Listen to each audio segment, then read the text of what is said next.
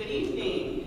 As chair of the commission, I call this meeting of the Michigan Independent Citizens Redistricting Commission to order at 5:04 p.m. This meeting is being live streamed on YouTube. For anyone in the public watching who would prefer to watch via a different platform than they currently are using, please visit our social media at Redistricting Michigan to find the link for viewing on YouTube. Our live stream today includes closed captioning, ASL interpretation, and Spanish and Arabic translation services will be provided for effective participation in this meeting. Email us at redistricting@michigan.gov for additional viewing options or details on accessing language translation services for this meeting. People with disabilities needing other specific accommodations should also contact redistricting@michigan.gov.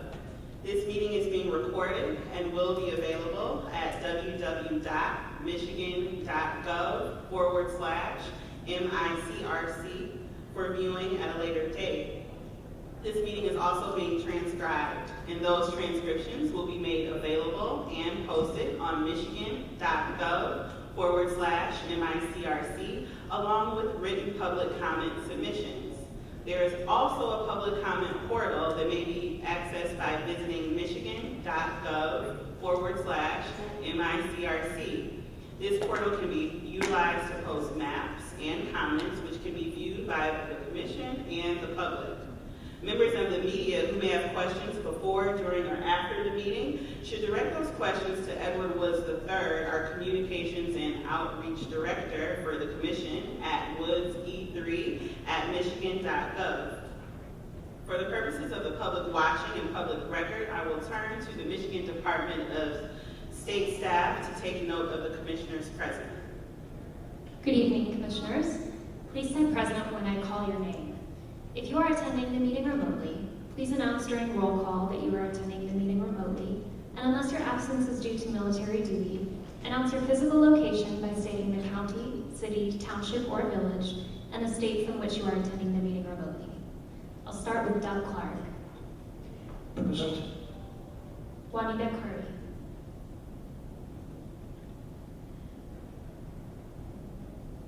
Anthony Eade. Present. Brittany Kellum. Present. Rhonda Lang. Present, attending remotely from Reed City, Michigan. Steve Lett. Present. Cynthia Orton. Present. MC Rothorn. Present. Rebecca Satella. Present.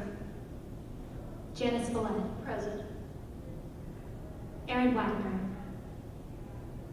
Present, attending remotely from Charlotte, Michigan.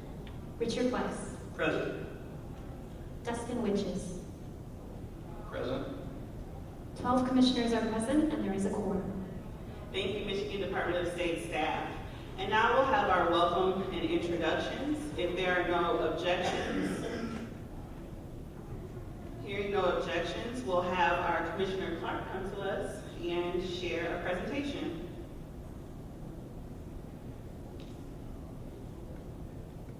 Good evening, everyone. My name is Douglas Clark. I'm one of the 13 commissioners, and I reside in Rochester Hills, Michigan. So welcome to the MICRC public hearing here in Pontiac. And I know a lot of you are from Rochester, Rochester Hills, Troy, Oakland Township, as well as Pontiac. But we're pleased to have you here. It's a real pleasure for us. We're happy you are here to learn about Michigan's new redistricting process and how you can engage throughout this process to ensure your voice is heard.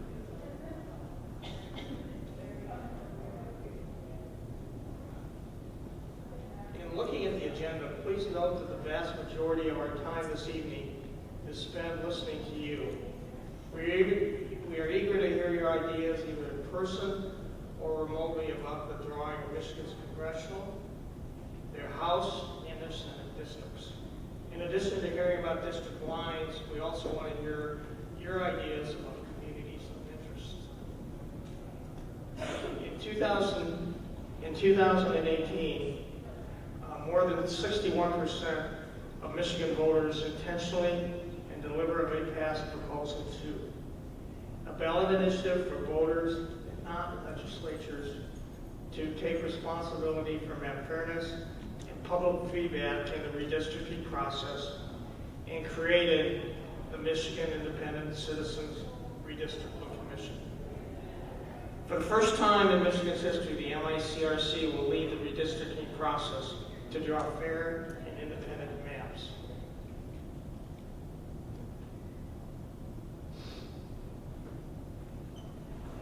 A little more about the history. We are comprised of 13 randomly selected Michigan residents that include 4 Republicans, 4 Democrats, and 5 nonpartisan individuals. And they were selected through a lottery that was run by the Department of State of Michigan. The MICRC has the exclusive authority in this new redistricting process for Michigan's congressional, House, and Senate districts.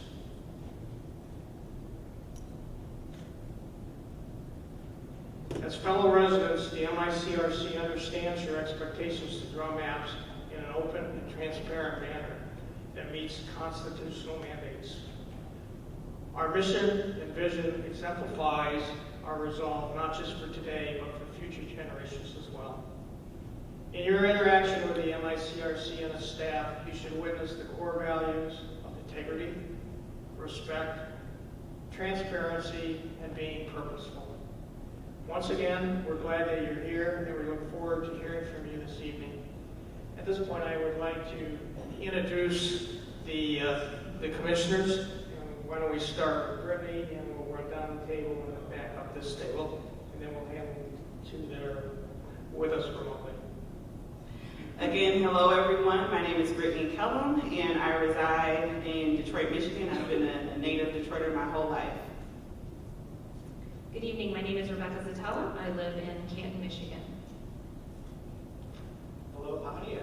Thank you for having us here today. My name is Anthony Eade. I'm from Orchard Lake. Welcome, everyone. My name is Janice Millette, and I live in Highland Township, Michigan. Good evening. It's great to see everyone tonight. I'm Cynthia Orton, and I live in Battle Creek. Good evening. My name is S.C. Rothmore, and I live in Lansing, Michigan. Thanks for being here. Well, thanks everyone for coming. My name is Dustin Witches. I am from Ypsilanti or Howard, depending on what day of the week it is. So, good evening, everyone. It's good to see each of you. Such a nice crowd tonight. My name is Juanita Curry, and I reside in Detroit, Michigan. Good evening.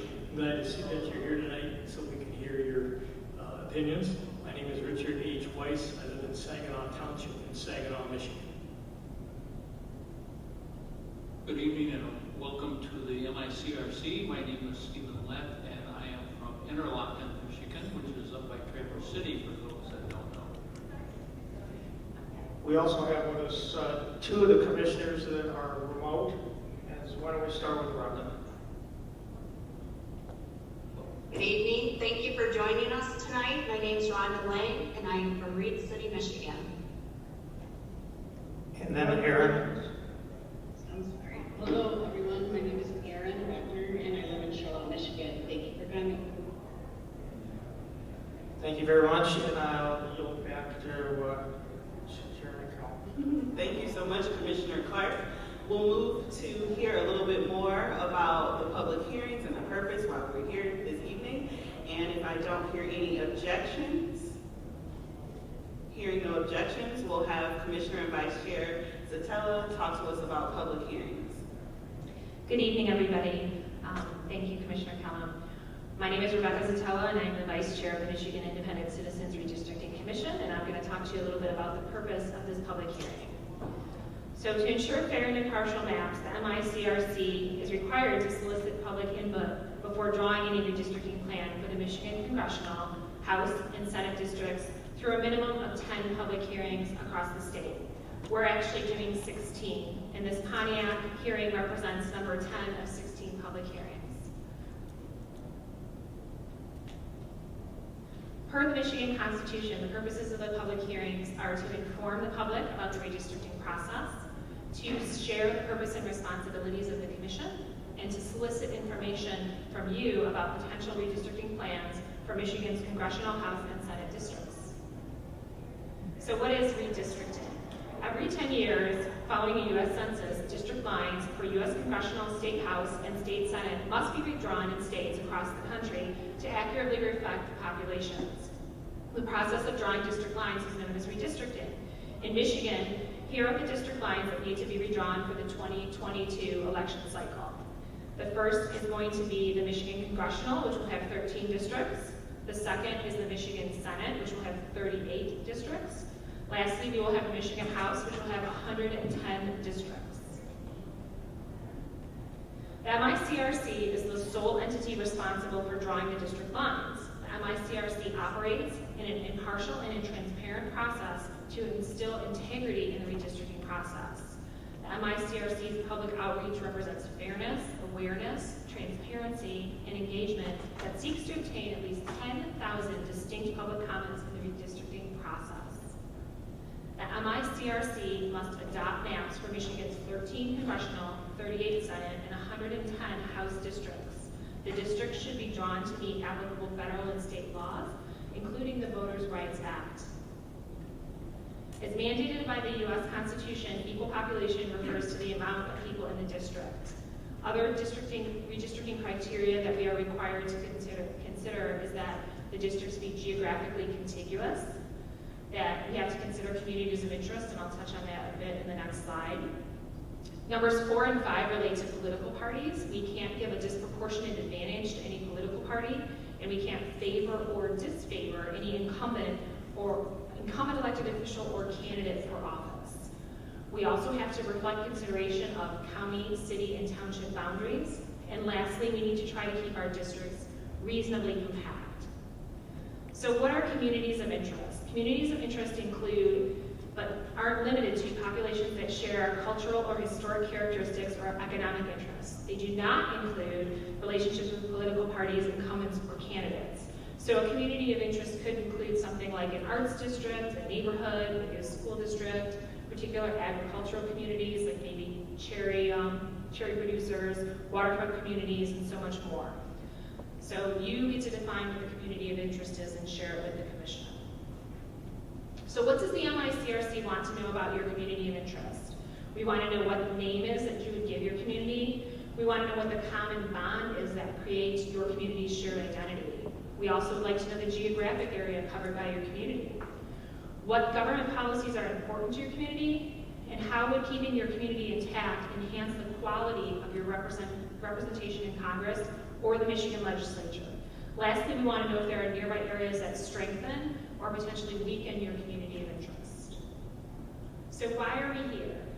The MICRC is here to hear directly from you about your ideas to redistrict Michigan's congressional, House, and Senate districts. We want to learn about your communities of interest throughout the state of Michigan. Why should you care about redistricting? For the first time ever, Michigan residents have a say in the redistricting process. Openness, transparency, and public engagement represent the principles of this new redistricting process. As the third ranked criteria in the redistricting process, communities of interest also have a voice for the first time to prevent gerrymandering. I'd now like to pass it back to our chair, Brittany Kellum. Thank you, Commissioner Zatella. Our next item on today's agenda is the public comment guidelines. Hearing no objection, or if there are no objections, I will have our general counsel talk to us about public comment guidelines. Hearing none, General Counsel, you may proceed. Thank you very much, Madam Chair, and good evening, Pontiac. Thank you for being here tonight and welcoming us. As Brittany indicated, as Commissioner Kellum indicated, my name is Julian Pastula. I'm the counsel for the commission, and I would like to briefly cover the public comment guidelines for you this evening. First, in-person public comments will take place first, followed by our remote public comment participants. The time limit for each public comment speaker is 2 minutes. Please conclude your remarks when you hear the timer, and there will also be in addition addition to the audible timer, there will also be a visual countdown timer on the screens on either side of the stage. If any person disrupts the orderly progress of this meeting or refuses to comply with applicable MICRC guidelines and rules, the chairperson may rule that person out of order and or order their removal from this meeting.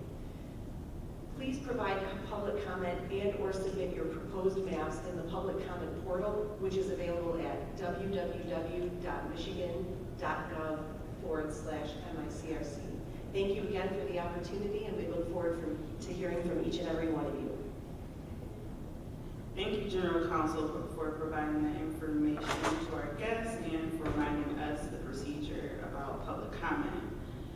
Without objection, we'll now begin the public comment portion for our evening and our meeting. Hearing no objection, we'll proceed with public comment. Individuals who have signed up and indicated they would like to provide in-person public commentary to the Commission will now be allowed to do so. You'll step to the nearest microphone when I call your number.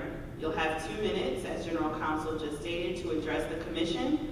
Please conclude your remarks when your 2 minutes has ended and you hear the timer. We are not in the business of interrupting folks, but if you hear the timer and you wrap up your sentence and you begin a whole new wonderful thought, then you might hear my voice. You won't hear the timer again, but you'll hear my voice to remind you that your allotted 2 minutes has ended. And go to our public comment tool and share your comments in writing, including any specific area of the map that you'll speak about, or any specific area of interest that you would want us to know more about. Please visit our public comment tool to do so. If you're sitting there and you change your mind about speaking, or you're not speaking this evening but have something to share, go online to www.michigan.gov/MICRC and share with us on the public comment tool.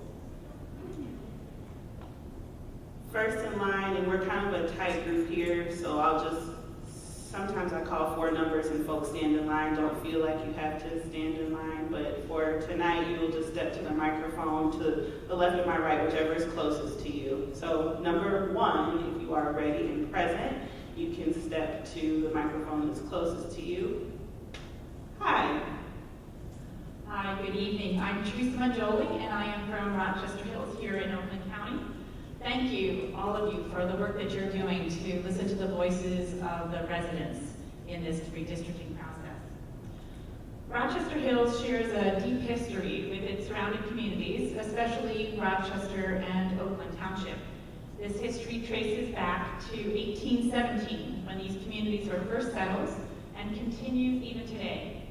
Rochester Hills, along with Rochester and Oakland Township, have many interlocal and tri-party agreements that cover a range of organizations, including, but not limited to, the Older Persons Commission, the Rochester Hills Public Library, many local trail commissions, the Rochester Avon Recreation Authority, and the Rochester Area Youth Assistance.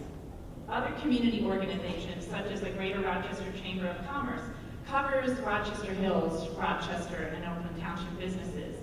The Rochester Community School District covers Rochester Hills, Rochester, Oakland Township, and many other communities.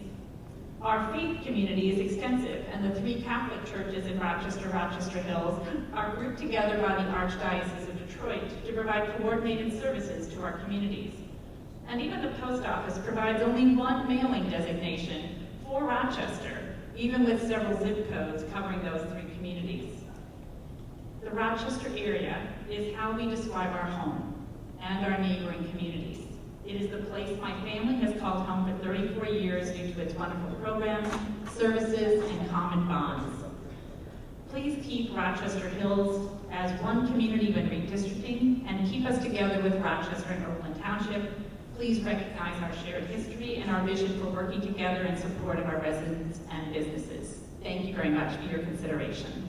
Thank you so much for addressing the Commission this evening, too.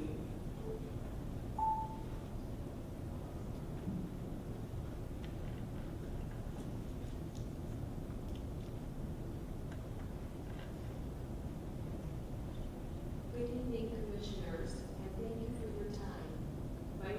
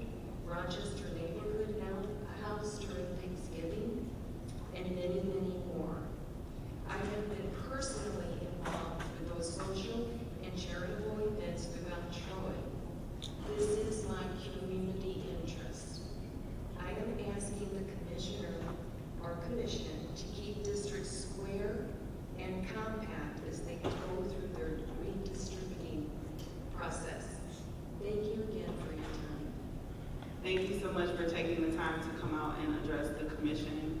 3. I am David Sampson, 5752 South Wood Ave, Waterford, Michigan, 48329. I'm speaking about, and I'm a member of Waterford Recreation Center, 5640 Williams Lake Road. This Waterford Recreation Center has political speakers as well as card playing and other games, including sports. The area is all of Waterford, as well as a few people that are from Clarkston. Even though I am participating in this process, I view as divisive. This may cause maps created by you, the MICRC, to be rejected by the courts and replaced by more gerrymandered maps. Important is equal population size districts. Also, not concave districts. A line drawn across the district should not cross another district. Remember, every city or house divided against itself will not stand. Help retain Waterford as one community. Thank you. David, thank you for taking the time to come and address the commission. 4.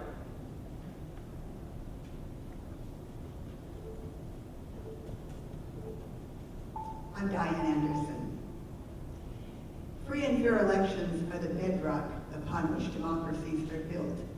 Gerrymandering undermines that foundation. The 14th Congressional District is one of the 3 most gerrymandered districts in the United States. In a cynical move, knowing that the majority of African American voters vote Democrat, the Republicans created a serpent-like district hoping to expunge the bulk of the African American vote from Oakland County. They took out the black city of Pontiac, scooped around with a crescent-shaped moon to take African American voters out of West Bloomfield and Farmington Hills.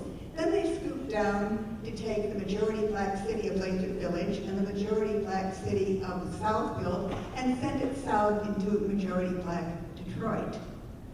My Lathrop Village roots go back to 1951, Lathrop's in my DNA. And throughout my 72 years, election districts in Oakland County were a north-south orientation. I am asking you, when you look at these maps in Oakland County, to remember in Oakland County, a north-south orientation is the fair way to go. Had that been done with the 14th, those black voters in Lathrop and Southfield would have been part of a district that included the Caucasian cities predominantly of Beverly Hills and Birmingham. Their votes would have been taken more seriously. As I've said before, free and fair elections are the bedrock upon which democracies are founded, and fair election maps are the basis for that democracy. Diane, thank you for taking the time to come and share your comments with the commission. 5.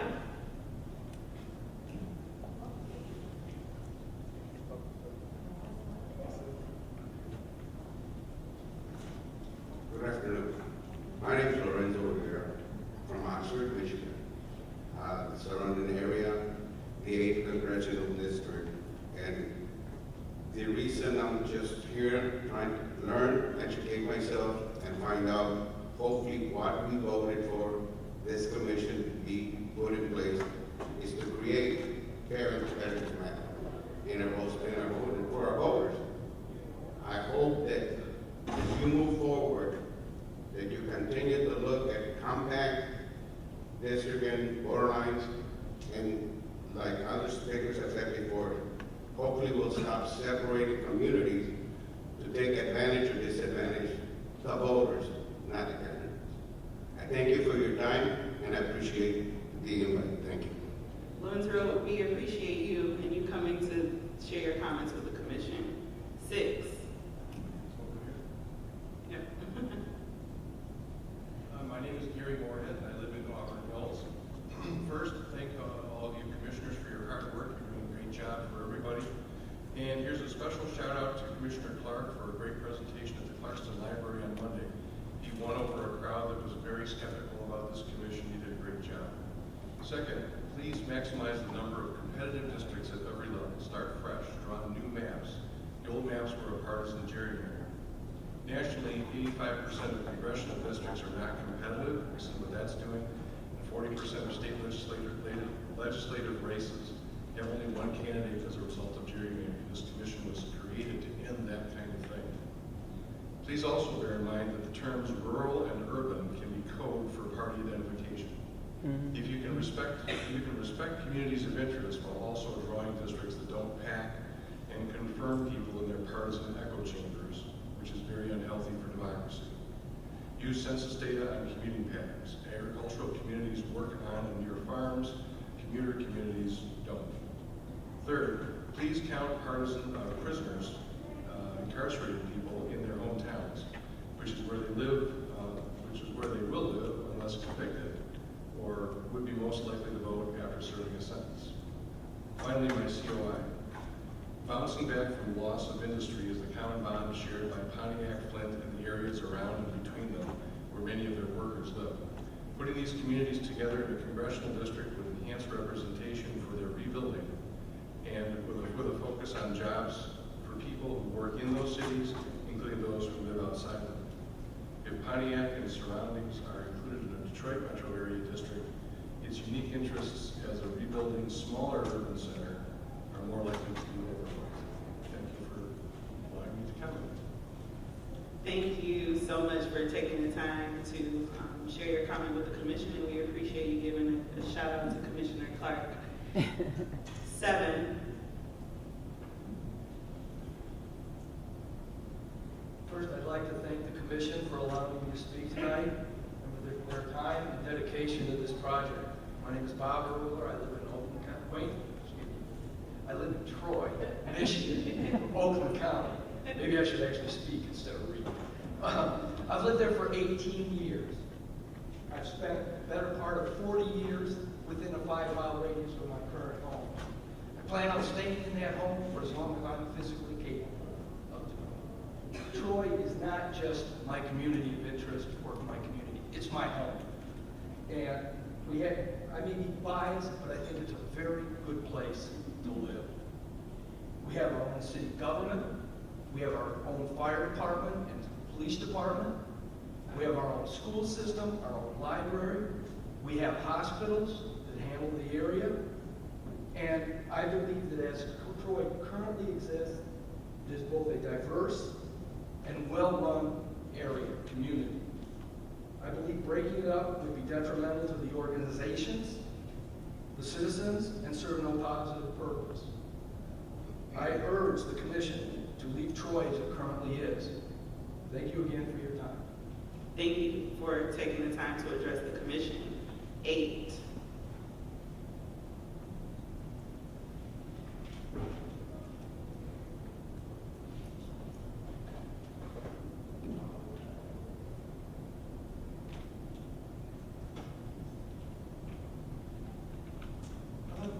My name is William Asher. I'm an elected precinct delegate from Royal Oak to the Oakland County Democratic Convention. I tell you this to provide full disclosure of my background and possible biases. First of all, thank you all for volunteering to be members of this commission. Its constitutional mandate to redraw districts independently is one of the most important tasks in our state. I've lived in Michigan for 30 years and have been appalled by the discrepancies in representation in that time. In this century alone, since the last 2 Republican gerrymander redistricting efforts, Republicans running for state house collectively won more votes than Democrats 3 times, but amazingly won a majority of seats 8 times. The state Senate has stayed in Republican control that entire time, despite Democrats winning the aggregate votes. Similar disparities have occurred to a lesser extent among the Michigan delegation to the U.S. House of Representatives. This is all because of unfair gerrymandering of districts in which Democrats have been shoehorned as the supermajority into a few oddly shaped districts, like my own, which is District 9, giving Republicans a majority in many more districts. I'm here to ask you to fulfill the constitutional mandate of your commission by redrawing districts fairly and ending the partisan engineered districts we have lived with all these years. Thank you. Thank you. I'm going to call 9, 10, 11, 12. Now that I see we have someone cleaning the mics, hear me out. This is what we're going to do. So we're going to have the odds go to this side, and then the evens will go to this side. However, if it's still easier for you to get to the mic that's closest to you, that's what I want you to do. So 9, I'm calling you, and when you're ready, you can begin addressing the commission. Thank you so much. Thank you for allowing me to speak, and I want to welcome everyone here to Pontiac, Michigan. My name is Marianne Fontana, and I live in Huntington Woods, Michigan. As it's already been stated by one of the commissioners, in 2018, 61% of Michigan voters passed the Independent Citizens Redistricting Commission initiative. As you know, your mission is to draw fair U.S. congressional and state legislative maps. This is something that hasn't happened in our state for a very long time. I've been a resident of Huntington Woods for 37 years. As long as I can remember, I've always been represented by Democrats. While on the one hand, that should make me happy, and it does, since I am a Democrat, full disclosure. I've also come to realize that my district has been packed, along with other inner ring suburbs, to cram as many Democrats as possible into as few districts as possible. My understanding is that Michigan is fairly evenly split between Republicans and Democrats, with Democrats getting more votes statewide 5 of the 10 elections since 2000. But we've been in the minority 8 times. This doesn't make sense unless you start to look at our gerrymandered partisan maps, which Republican-controlled legislatures have drawn for the better part of the last 20 years. If we had fairly drawn maps, many more of our districts would be competitive, which to me actually means that we, the voters, get to choose our politicians rather than the politicians choosing their voters. And that would also mean that maybe our politicians would listen to us. Thank you very much. Thank you for taking the time to address the commission. 10. Good evening. My name is Elena Campbell, and I'm president of the Rochester Regional Chamber of Commerce. First, thank you, all of you up there at the table, for what you're doing. You have a big task ahead of you, and a lot of people very interested in seeing it come out successfully. So thank you for your time. Given that the intent of a community of interest is to keep communities with similar non-political interests together in one election district, the Rochester Regional Chamber of Commerce recommends that the Commission consider Rochester, Rochester Hills, and Oakland Township a community of interest. The Chamber has served businesses in these 3 communities for decades, since 1955, as has the OPC, the Older Persons Commission, the Rochester Community School District, and, as mentioned before, even the United States Post Office. All 3 communities consider downtown Rochester to be their downtown. For 70 years, the Rochester Regional Chamber has produced the Rochester Area Hometown Christmas Parade, one of the largest Christmas parades in the state. This parade starts in Rochester Hills, almost to the border of Oakland Township, and the parade ends in downtown Rochester. It includes civic organizations, businesses, and community groups from all 3 communities. The City of Rochester and Rochester Hills both assist in supporting this important community event and publicize it widely. Similarly, the Chamber assists with the Memorial Day Parade. This parade starts in Rochester Hills and ends in Oakland Township, and includes representatives from all 3 communities on the planning committee. The Chamber also holds an annual Community Outlook Breakfast featuring community updates from the Mayor of Rochester, the Mayor of Rochester Hills, the Oakland Township Supervisor, and the Superintendent for Rochester Community Schools. Clearly, we are close partners and collaborators, all working together to serve our community. So we recommend Rochester, Rochester Hills, and Oakland Township be included together. Thank you. Thank you so much, Ms. Campbell, for taking the time to share your thoughts with the commission. 11. Thank you, commission members. My name is Michael Weber. I am from the city of Rochester Hills, a 30-year resident of the city of Rochester Hills. And that is my community of interest, is the greater Rochester area. So similar to a couple of the other speakers, Rochester, Rochester Hills, and Oakland Township working together on a number of different fronts, providing services, providing programs for residents and taxpayers in those areas. The one school district, Rochester Community Schools, my wife and I went there. My son James is now attending Rochester Community Schools. We have one regional chamber of commerce, as we heard from Elena here, one youth recreational authority known as RARA. We have one public library. The library is called the Rochester Hills Public Library. It's in the heart of the downtown Rochester. And we also have one state-of-the-art senior center, the Older Persons Commission building. I had the opportunity to serve on that board for 5 years, and the board is comprised of, you guessed it, residents in representation of Oakland Township, Rochester, and Rochester Hills. So, and the list really goes on. But so I would just hope that the commission, and you guys are doing a great job. I've been watching some of the meetings. I know the work that is being being put into this. That you really take that into account, not split up those communities as best as possible. Thank you. Thank you so much for taking the time to address the commission. We appreciate you. 12.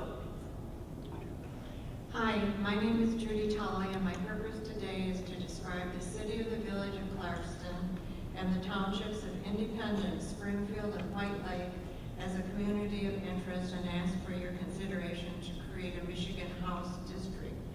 These communities are similar in that they are low to moderately populated, have large parcels preserved as parks, multiple lakes for recreation and shopping areas that generally focus on serving the local population.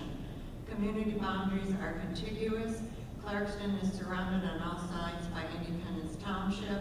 Springfield and Independence and Springfield and White Lake each share a border.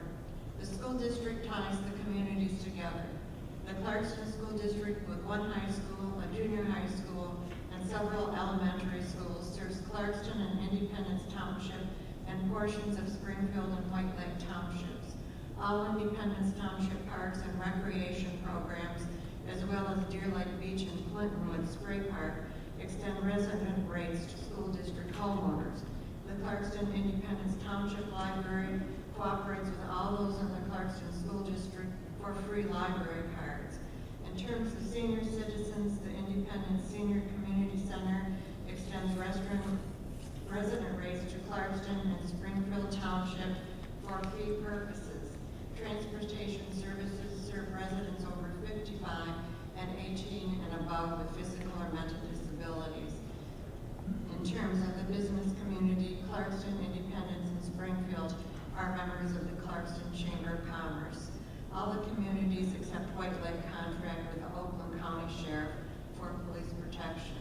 In summary, these communities are similar in composition and cooperate in several ways that benefit their residents and therefore are a community of interest and potentially a Michigan House district. Thank you. Judy, thank you so much for taking the time to share your thoughts with the commission. 13. Good evening, everybody.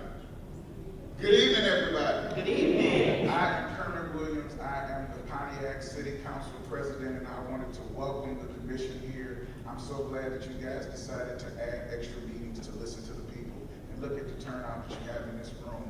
The one thing I just wanted to say really briefly is please start fresh. The people elected you to do something brand new. So I know it's going to be hard. I know it's going to be tough, but I want to encourage you guys to be bold, to work as a commission together to make some lines that will work for all of the people of the state of Michigan and not just a select few. And so again, I want to thank you for hosting this meeting. I'll give a couple of minutes back because I know you have a lot of people to hear from today, but I just want to thank you from the bottom of my heart, and the people believe in what you're doing. So please be bold and start fresh. Thank you for your passion and warm welcome. We appreciate you. 14.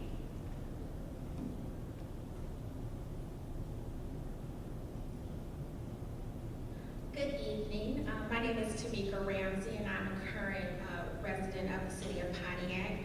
Thank you all for listening and going on this statewide tour. I know it has to be a lot. Thank you for adding Pontiac as a stop. We are very committed to elected officials.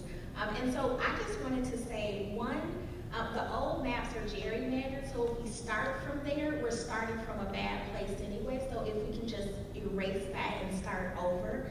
I've also heard urban and rural being used. It's also code for black and white. I don't want anyone to put Pontiac in a place where it is very compartmentalized and we don't get the resources that we need. We are rebuilding our city, we are rebuilding our community, and we know that we need our surrounding areas. When you put us in the same areas as downriver, I feel like our voice is less heard because they're so much more static. And even if our elected official is doing their job, they're just spread way too thin.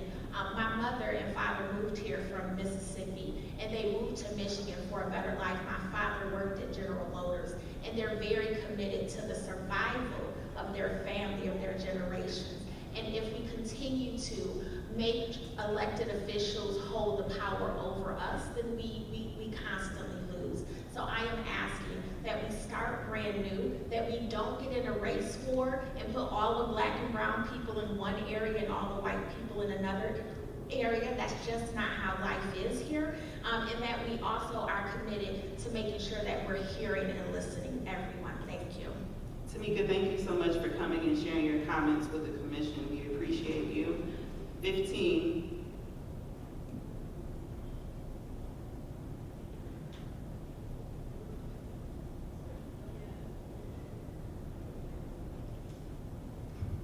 Herbie from Detroit. A commission solution, do nothing except minimum. Better to be a tortoise than a bull in a china shop rabbit. So what if it takes 3 or 4 commission cycles to get there? Always remember that you're in the middle of a civil war between those who would keep our existing democracy that centers on we the people and those who would create an authoritarian government ran by fanatics who will eliminate freedoms, who push critical race theory in which all white people are racist and the only good racist is a dead racist, who use groups like Antifa as enforcers. If you are the rabbit, then prepare for the collateral damage, both personal and public. Your decisions will affect countless Michigan lives. Michigan is a swing state. Your decisions will affect the course of this country for generations to come. Your decisions will be the cutting edge between civil discourse and armed insurrection. Imagine the immense pressure put on you by both factions to present a plan that will make their party dominant for decades to come. How these factions will have protests in front of your home at 2 a.m., how they will harass your employer, call you racist in public, or publish your picture and label you insurrectionist. If you do not have the nerves of steel, a heart of stone, and the realization that your life is about to change forever, then I say either resign now or keep the same borders and allow yourself to fade away to a life not in shambles, but normalcy. Thank you. Herbie, thank you for sharing your insights with the commission. It is our endeavor to not only stick together, but to build a map that is fair and transparent and represents the voices that we've heard over the course of us traveling through Michigan. So thanks for that reminder of the tough job that we have. 16. Hi, my name is Terry Nalmuth, and I'm from Independence Township, Michigan, which most of the world seems to know as Clarkston. The village of Clarkston is in Independence Township. I'm asking you today to please consider keeping our township together when you redraw these maps. Our school district, actually, I could take Judy Tully's speech, so thank you for reiterating. Our school district does consider Springfield, White Lake to be part of Independence Township for our Clarkston School District. I would also ask that you don't split any townships. As far as Independence, we don't follow any of the North Oakland County Transportation Authority. Our township actually does our own senior citizen transportation. It was cheaper to do it that way. And I'm just here to ask that you don't split and please keep the municipalities together the way they are when you draw the new lines. And thank you for doing what you're doing. I'm sure it's very time consuming and labor intensive. Thank you. Thank you so much for sharing your thoughts with the commission. We appreciate you. 17.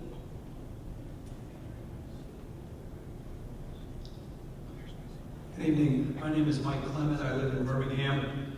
I also want to thank the commissioners for all your great work. It would seem to me what you need is a base map that you can then work on to finalize the map. My proposal is that you do a map that is the most compact, and there are computer programs that you can use. You don't have to draw it yourself, they'll draw it for you. It would then have to be checked against the legal criteria, for example, voting rights laws that protect minority communities. It has to meet those laws, and obviously also has to meet your other criteria. We've heard a lot about communities of interest here tonight. Once you've done that, I think you're done. So my proposal is your process ought to be do a most compact map you can. That's actually required for the state senate in the Michigan Constitution, and I know it's one of your criteria. Check it against the laws, check it against the other criteria, particularly the communities of interest that so many people have spoken about. When you're satisfied, I think you're done. It's a simple process. It's nonpartisan. It'll be easy to explain. Let me close with a question. Do any of you commissioners have a better plan? Hearing none, I assume you are accepting that as the plan. Is that satisfactory?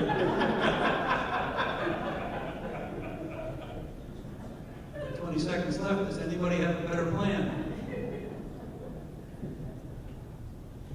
Not yet, but we're going to work on it. You're working on it. Thank you. If you would publicize on your website or communicate to the people of Michigan what your plan is and why it's better than a simple plan which just says make them compact, meet the law, meet the other criteria, particularly the communities of interest, I think that would be great. Thank you again for your service.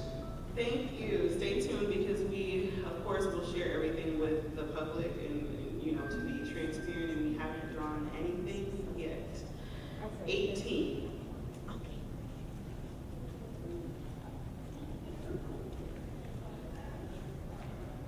Good evening, Commissioners. I've decided that I'm going to be throwing out my pre-prepared little comments and map that I'm going to submit those as testimony on the Michigan Avenue website, and instead address a couple of the things that people have brought up this evening, which I think could be clarified to give people a slightly better understanding of the situation. I would describe myself as an avid district where I've spent a lot of time going over Michigan and drawing a bunch of hypothetical maps, going from the state house level all the way up to the congressional. And something that folks really should be understanding is that when it comes to partisan fairness for a whole map, you are not going to be able to achieve that with the most compact lines possible. And you are not going to be able to draw maps that have decent population that also are following all of the school district lines and all of the municipal lines. And you can definitely get some good maps following municipal lines, and municipal lines are an important criteria. But remember that communities of interest are more important, and that there are communities of interest that are contained within small parts of municipalities and that cross municipalities. And if you are trying to get maps drawn in a way that has municipal lines and compactness and square shapes be the kind of be-all, end-all, you're not going to get a good map. It might look pretty, it might be a nice little set of blocks on the map, but from a representation standpoint, from a fairness standpoint, it's just not going to work well. So, to the folks giving public comments, remember that, and it is important that your voices are heard. But again, this is a complicated process, so when the final map doesn't look like what you hope it is, understand that this is just how it is going to be, and it is the best that the commission can come up with. Thank you. Thank you so much for taking the time to address the commission. 19.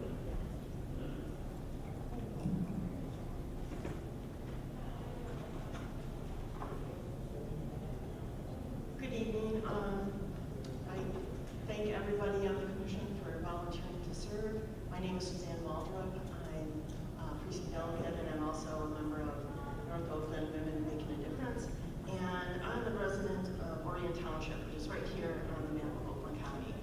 And I'm part of actually 2 gerrymandered districts. One is in Republican hands and one is in Democratic hands. And both, I think, need to be redrawn. I'm part of the 8th Congressional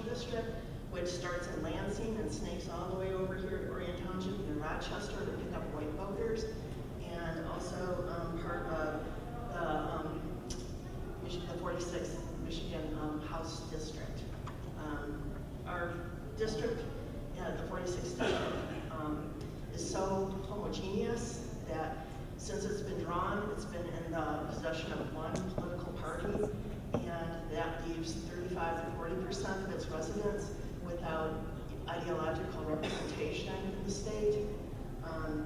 It would make more sense if we were part of what's below Auburn Hills and Pontiac and Weatherford Township in that area. I think we have more in common in that area. I think we need to have not only understand communities of interest, but I think we also need to have diversity in our districts, and that's not only racially, but economically and ethnically, to have more fairness, to have people working together. And I hope that you take that into consideration when you're redrawing the new maps. I hope you throw out the old maps and don't consider the old lines, but actually look at all those factors when you're drawing the new districts. Thank you. Thank you for taking the time to come out to address the commission. 20. Good evening, commissioners. My name is Lori Schivo. I'm a resident of Groveland Township, which is located as far north as you can go and still reside in Oakland County. Groveland is unique in the fact that it has no school district of its own. It has no public library of its own. We rely on our neighboring larger townships for our public schools and libraries. Groveland encompasses residents that have had their children enrolled in Brandon, Holly, and even Goodrich schools located in Genesee County. Additionally, many of my neighbors, my family included, enroll our children in faith and tuition-based schools located in Clarkston, White Lake, and Grand Lake. It would be important that North Oakland and Southern Genesee counties remain connected and intact, since our community schools are closely more aligned with one another than they are with the much larger school districts found in Southern Oakland County. Defining a community of interest should exceed beyond just the county lines, especially in a county as large and diverse as Oakland's. In closing, I believe that most Michigan citizens really are looking for what is fair and a transparent process that allows for all Michigan citizens to regain trust in our government and our institutions, and confidence that an honest attempt was made to ensure that all of our voices will be represented. So thank you for all taking on this immense challenge and working together for all the citizens of Michigan. Thank you, Lord, for taking the time to address the commission. 21. Good evening. My name is Barb Yeagley, and I live in Troy, which is on the eastern border of Oakland County. First, I'd like to thank you for serving on this redistricting commission. Your mission at times must seem overwhelming, and I hope that I can be helpful. My community of interest includes my neighbors in southeastern Oakland County and western Macomb County. This is where I spend most of my time. They have mapping programs that show you where you've been. It's amazing. I need to get out more. Our community, especially Troy, is very diverse. My neighbors come from many different countries. The neighbor across the street moved here from Pakistan. Next door to her lives a couple whose family came from India. My son's friends who graduated with him from the Troy schools came from both Taiwan and the People's Republic of China. And I think we really exemplify how to get along. I'm interested in compact political districts so that candidates of modest means can run for office. Our elected officials can consolidate their district offices with corresponding savings to the taxpayer, and so that our clerks are not unnecessarily burdened with multiple variants of ballots in order to comply with artificial constraints. So to the extent possible, I think each county should be within a single federal congressional district. Out of Michigan's 83 counties, only 3, Wayne, Oakland, and Macomb, have populations in excess of 768,000. They are the only ones that need to be partitioned. And what I would recommend for the state senate and the state house is that you take a good look at the way they were drawn in October of 2001. They were very nicely drawn, and I think that we would accomplish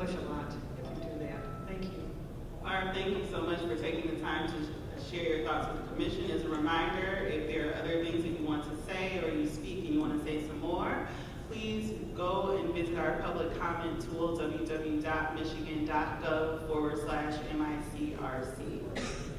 I gave you a little intro, 22. The floor is yours. Thank you for that. Hello, my name is Alan, and I'm a resident of West Bloomfield Township. I'm only 18 years old, which I think makes me one of the youngest people who has testified before you so far. I'm here today because of my hometown of West Bloomfield. West Bloomfield is a diverse community. We have a significant amount of Jewish, Chaldean, Muslim, Black, and Asian people like myself. We also have a lot in common with Orange Lake, Sylvan Lake, and Eagle Harbor. We share municipal services, and these three communities plus West Bloomfield are also commonly referred to as Greater West Bloomfield. But for the past 10 years, Greater West Bloomfield has been fractured into 5 regions by State House, State Senate, and congressional district lines. We weren't split up because we have too much population. West Bloomfield is a pretty average size for Metro Detroit Township, but we were split up. It's an open secret why this happened. The legislature wanted to dilute the political voice of people who look like me, as well as other religious and ethnic minorities in West Bloomfield. But the most egregious way that West Bloomfield was cracked in the last redistricting cycle was on the State House level. It's not anything fancy, but it was brutal. West Bloomfield was sliced right down the middle, and their western half and eastern half were each put into a Republican-leaning district. Gomorrah, Michigan, called the splitting of West Bloomfield, quote, perhaps the most effective GOP gerrymander of 2011, end quote. I think it's pretty obvious that West Bloomfield is a textbook example of the kind of community that this commission was established to protect. West Bloomfield has been the victim of a brutal gerrymander for the past 10 years, and I truly hope that this commission will undo that gerrymander and reunite us. We deserve to have representatives in Lansing, Washington, D.C. who represent our interests in our community, not just the western 6 precincts of West Bloomfield. I've only been alive since 2002, which means that West Bloomfield hasn't split up like this for a majority of my life. I voted for the first time in November of last year in these unfair districts. I hope that when I vote for the second time, I'll be voting in a district that actually keeps my community together. Thank you for your time. Thank you. We appreciate you coming and representing the voice and the younger audience. 23.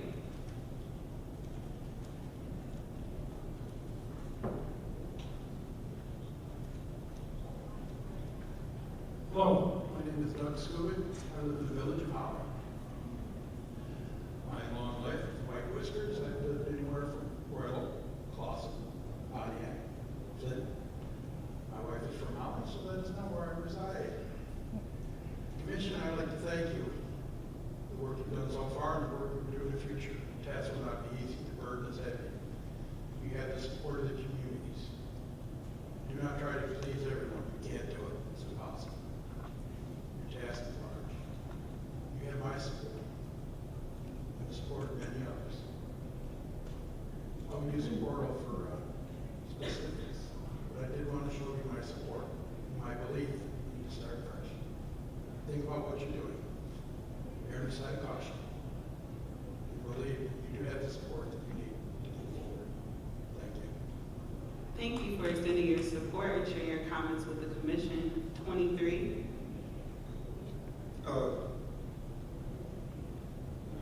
give you 4. It's 24. You're right. You're right. Okay. I made you nervous for no reason. Okay. Forget that I said that. 24. Okay. My name is Cornelius Hooper, and I stay at Auburn Hills.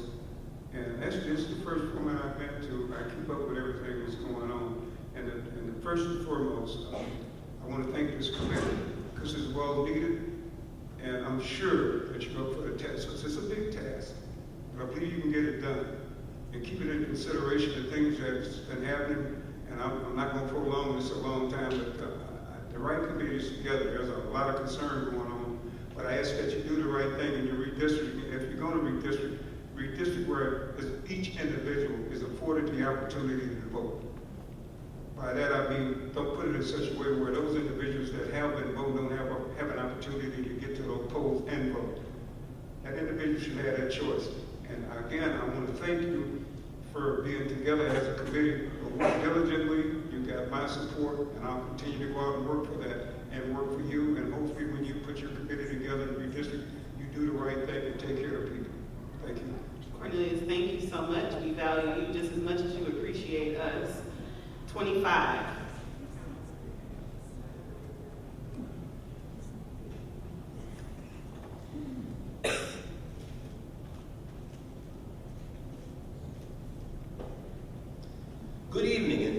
members of the Michigan Independent Citizens Redistricting Committee for this opportunity to speak on the importance of considering the city of Pontiac a community of interest. I'm Christopher Northcross, a member of the Northern Oakland County branch of the NAACP and a long-time resident of the city of Pontiac.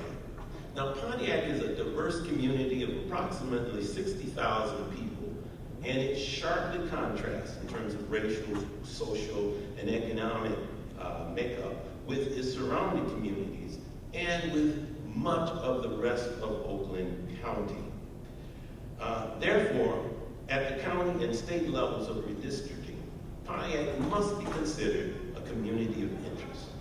Given the past history of the divide between Pontiac and many of the communities of Oakland County, things such as redlining, forced busing, other things, to not consider Pontiac a community of interest in drawing new voting districts will almost guarantee a regression of representation for people of color and poor people at the county and state levels.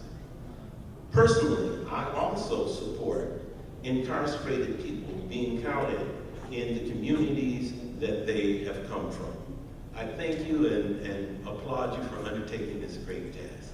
Thank you for taking the time to address the commission. 26, 27, and 28, remembering that odd numbers are here, even numbers are here. 26, 27, and 28.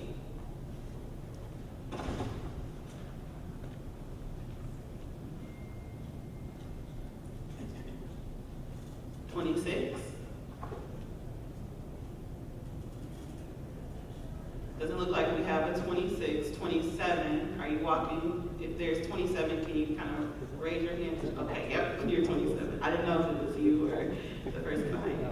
27, go ahead. Yes, I'm 27. Well, thank you for the opportunity to speak tonight. My name is Mcbride, and I live in Waterford Township, Congressional District, number 11. I recently moved here from Oakland Township, so I'm in a brand new congressional district. But I'm here tonight to make a few points on this very important topic. First of all, I want to say the main point I want to make is that we now have a great opportunity in front of us to do this the right way and to fix the ways of the past.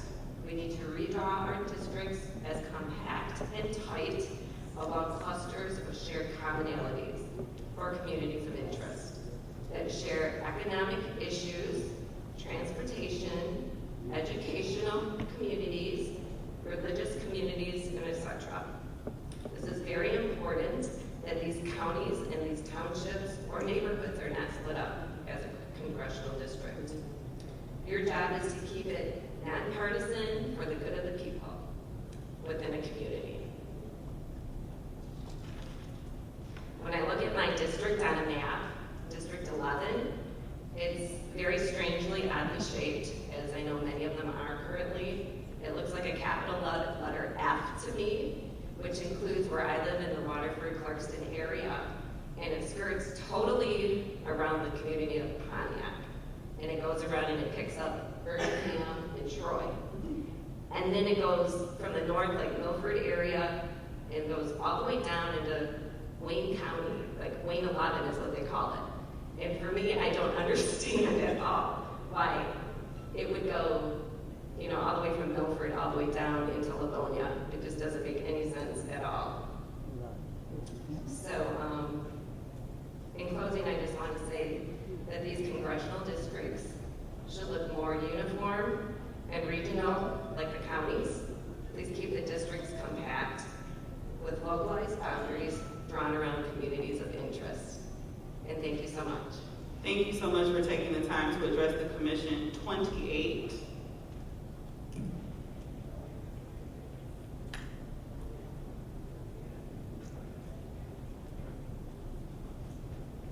I want to just thank the commissioners for doing this and worked hard as voters, and I know all the job is on your backs to work hard, and I've seen you off to a great start. Thank you very much.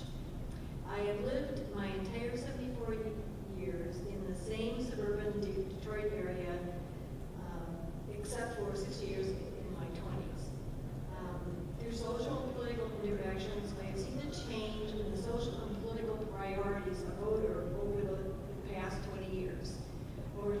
years ago, these voices have emerged in a stronger number. This is highlighted by a Democrat winning the U.S. Senate seat in 2008, a seat that had been held by Republicans for years. It was retained by a Democrat also in 2010, one of the few who retained the seats. The following year, after Republicans finished with their redistricting to the benefit of their party, these voices were drowned out for a number of years in both federal and state elections. And I leave you with the following, which you have already pointed out. According to the Michigan Constitution, the district shall not provide disproportionate advantage to any political party.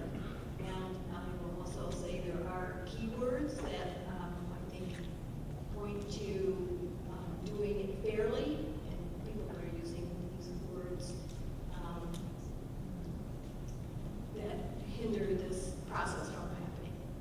So, thank you very much. Thank you for taking the time to address the commission. 29. Good evening, everyone. Good evening. I'm Robbie Samples from Pontiac, Michigan. I've been a resident for almost 55 years.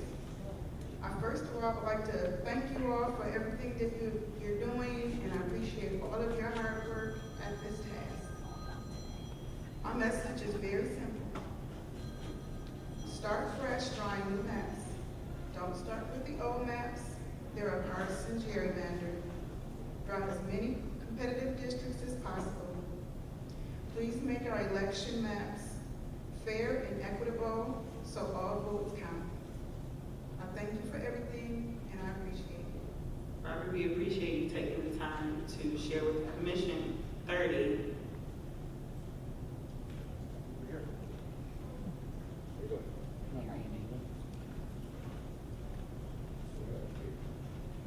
Good afternoon. I'm City Councilman Randy Carter, City of Pontiac. And my concern is very brief. It's not got anything to do with racial lines. The City of Pontiac is unique that it has a bunch of railroad tracks. And because they have railroad tracks, a lot of them, economically, the City of Pontiac has income tax. There are only 22 cities out of 2,000 in the state of Michigan that have income tax. And it's a hindrance to us and our business. At the same time, economically, people from Chicago that come to Pontiac, it's called Greyhound therapy. You can get on a bus or a train from Chicago and end up in Pontiac for $7 on the weekend. So we have beggars here that we do not need here. I would appreciate if we can go to a move to Oakland County Jail to someplace. Oakland County has 61 cities. And within 61 cities in the township and village, move to Oakland County Jail someplace else. The Department of Housing, DHS, is in Pontiac, is in Oak Park, and is in Wall Lake. It needs to be dispersed someplace else. At the same time, the City of Pontiac has a Pontiac School District, and the Pontiac School District exists in 9 cities. That's Pontiac, Arby Hills, Orion, West Bloomfield, Lake Angela, Sylvan Lake, Bloomfield, Township, Waterford, Bloomfield, I repeat it twice, 9 cities. And also, out of that, the regional transportation, I have never supported it for the fact that it ends and starts in Pontiac. It does not go north. So if it's a train, if it's a bus, or anything else for transportation, let it go somewhere beyond Pontiac. I do not want to be part of Greyhound therapy. I am sick and tired of beggars who have been stopping our city and making it look bad. Thank you very much. I appreciate your time and consideration. It's been greatly appreciated. Thank you so much for sharing with the commission this evening. At this time, we are going, if there are no objections, we will take a 5-minute recess. So we will return at 6:20. I call this meeting to the Michigan Independent Citizens Redistricting Commission back to order at 6:28 p.m. For the purposes of the public record, I will have Michigan Department of State Staff, Sarah Reinhardt, give a roll call. And Sarah, you have the floor. Hi, Commissioners. Please say present when I call your name. If you are attending the meeting remotely, please announce during roll call that you are attending the meeting remotely. And unless your absence is due to military duty, please state your location by stating the county, city, township, or village in the state from which you are attending the meeting remotely. I'll start with Doug Clark. Present. Juanita Curry. Present. Anthony Eade. Present. Brittany Kellum. Present. Rhonda Lang. Green City, Michigan. Steve Lett. Cynthia Orton. Present. MC Rothorn. Present. Rebecca Zatella. Present. Janice Millett. Present. Erin Wagner. Present, attending remotely from Charlotte, Michigan. Richard Weiss. Present. Dustin Witches. Present. All commissioners are present. Thank you so much, Michigan Department of State staff. We'll now continue with our in-person public comment. As a reminder, I will call your number. If you are present, you'll come up to the microphone and give your public comment to the commission. Excuse me. You will have 2 minutes. After your allotted 2 minutes is ended, you will hear a timer. A timer will also display on both screens to your left and to your right. And if there's something that you feel like you didn't get to say, something more you want to say, you want to include a map, just anything, please do visit our public comment tool located at www.michigan.gov/MICRC.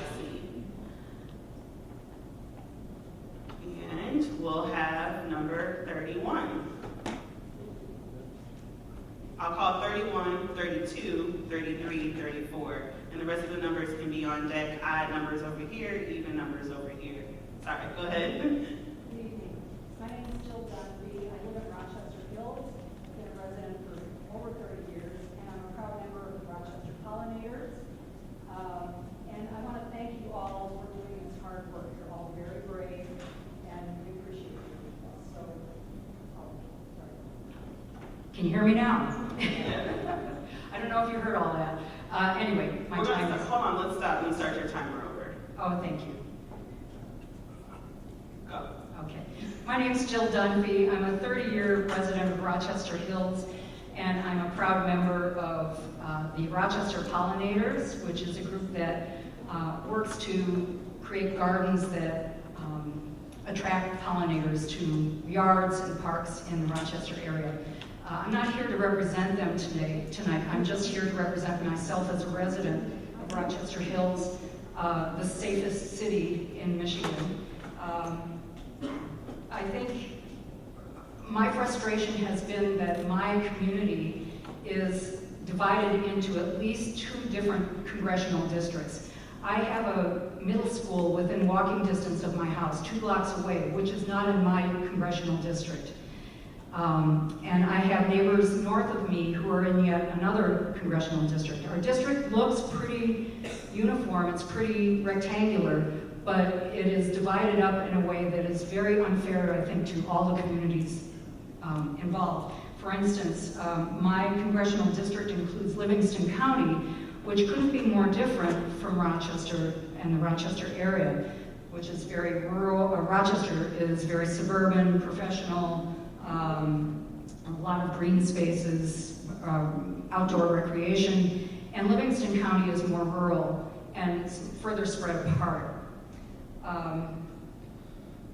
My concerns include a lot of environmental issues. I think the Rochester area has pretty much grown to its limits, and I see pollution and our rapid growth impacting our infrastructure and transportation and quality of life to the point where it is no longer sustainable. And I think those issues need to be addressed, and those are not necessarily the issues of Livingston County. So I think those issues really need to be addressed through redistricting. Thank you. Thank you so much for taking the time to share with the Commission. 32. Hi, my name is Debbie Roseman, and I'm from Bloomfield Township, Michigan. Thanks so much for allowing us to speak tonight. The maps have been drawn in bad faith for 30 years, and I have lived that reality in Bloomfield Township. For as long as I can remember, I did not have a state representative or state senator who represented my interests or was even willing to dialogue with me about the issues. That was until 2018. After many months of hard work on elections, we flipped those seats to Democrats. Representative Mari Manoukian and Senator Rosemary Bayer. The same thing happened in the adjacent district of Senator Mallory McMorrow. This was despite the efforts of the Republicans drawing gerrymandered districts and trying to benefit themselves. Only recently have our communities of Birmingham and Bloomfield seen gains that need to continue to be recognized. We finally have representatives who are responsive to our concerns, highly visible and available to their constituents. We want to see fair districts drawn, where voters choose their politicians, not the other way around. Then we will have elected officials who better care for their community's needs. Thank you for your time. Thank you for your thoughts and insights and sharing with the commission this evening. 33. Good evening, my name is Erica Goldston, and I am a resident of the city of Pontiac. And I'm going to echo some things that you already heard here today. But one, I would like you to consider Pontiac to be a community of interest. And you know what, I didn't start by thanking you for volunteering and the work that you've already done and the work that you plan to do. So let me back up and say that first. I want to be kind. The other thing that I would like for you to do is to consider a fresh start, to not look at where the maps are already or the old maps, but consider a fresh start.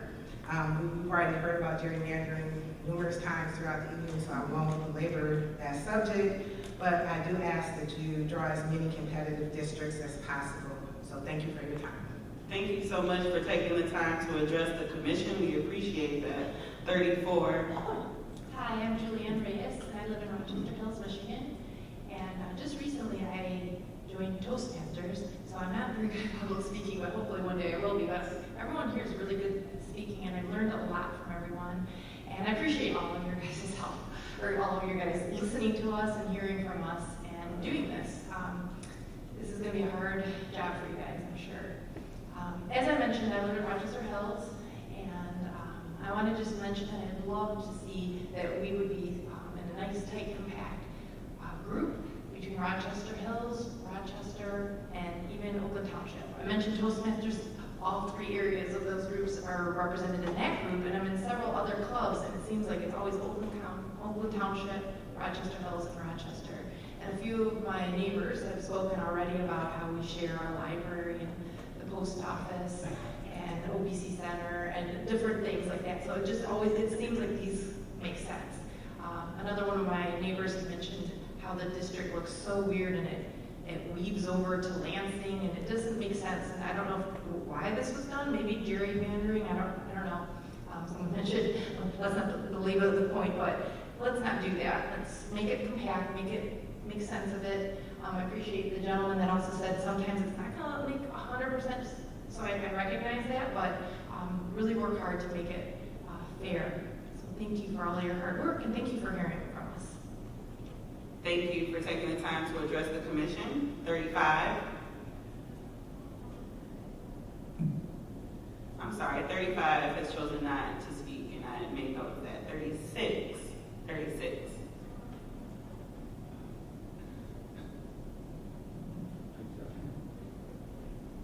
Hello, good evening. My name is Dixon, and I just want to say I am a nobody. I'm not on any commission, no group, no nothing. But I will say that I'm 70 years old. I'm from Detroit, grew up in Detroit, went to Wayne State High School for 7 years, walking down Cass Avenue. So I'm a Detroiter. I live in Bloomfield Township now, and I've been there for 33 years, and I hope to die there. It's my land now. It's my place of serenity, of peace for me. I've had a few bumps in the road like everybody else in this room has. And if you change my land, my community, my neighborhood environment, it would be psychologically damaging to me, okay? I chose where I'm living for a reason, and I want to keep it as it is. If I wanted a fresh start, I would move to Florida or Montana or, some other place where people are moving to from Michigan, but I don't want that. I love where I'm at, I haven't left, and I want you to keep things intact. Thank you very much for hearing me. Bye-bye. Thank you so much for taking the time to address the commission. You are somebody, so thank you for sharing. Thank you for sharing those thoughts with us. 37, 38, 39, and 40. 37. Yes. My name is David Michael. I'm a lifelong Pontiac resident, born and raised. I'd like to thank you all for being here. It's actually an honor to speak amongst a lot of concerned citizens, so thank you all very much. I'm just here to simply ask for fair and competitive district lines. If I should ever decide to run for office, I don't have any problem going to West Bloomfield, Auburn Hills, Waterford, asking for their votes, working hard to earn their trust. Any person running for office, no matter what their affiliation should be able to go in any district, no matter if it's considered suburban, urban, or whatnot, racial divides, whatever. You should be able to talk to those people and earn that district, earn those people's votes. So please do the work that you're elected to do. I know it's a tough job, and we're looking forward to fair lines that make sense. Pontiac, we share borders, commerce with Auburn Hills, Waterford, West Bloomfield. We actually provide jobs to citizens from Auburn Hills, West Bloomfield, and Waterford, just as they do for citizens in Pontiac. So we shouldn't have to take long treks through swaths of nothing to get to the next person that looks like us to cast our vote, or to only campaign to people that look like us, or anyone. So please, fair, competitive lines, we appreciate that. Thank you. David, thank you for addressing the commission this evening. 38.